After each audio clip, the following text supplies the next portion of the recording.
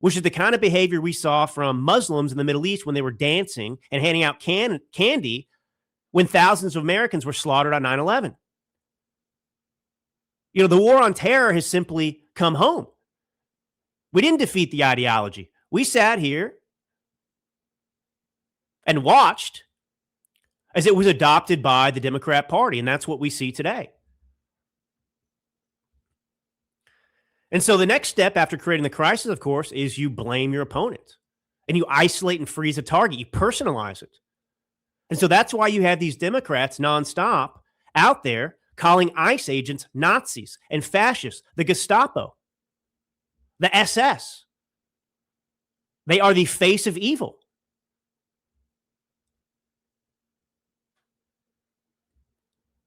And so when they get a Renee Good, you know, they send her out there with a bomb vest, basically, like the jihadists do. And that's what the Democrat Party is today, a bunch of jihadists. The radical left is a jihadist movement and ideology, absolutely. They seek complete domination. You know, there is no compromise with them. They are the, they believe in moral relativism to suit their cause. They don't really have any morality, but they, if you disagree with them, then you are a de facto monster.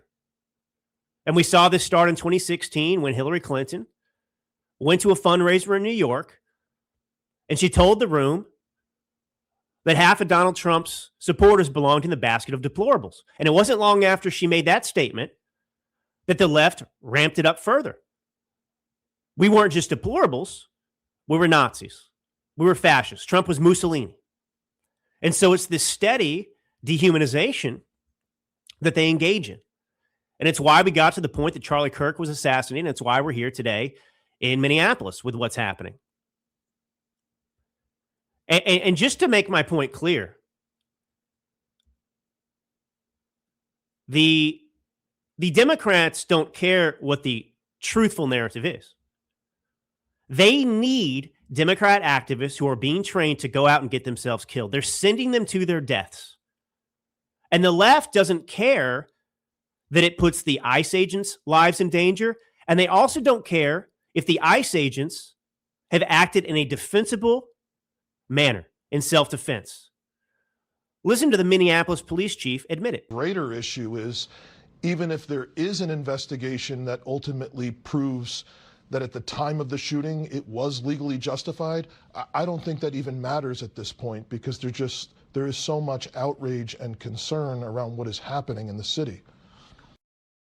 That's right. So there is the Marxist Saul Alinsky playbook. Find their Drew Allen Show on this platform: Spotify, Apple Podcasts, and Ram TV Live.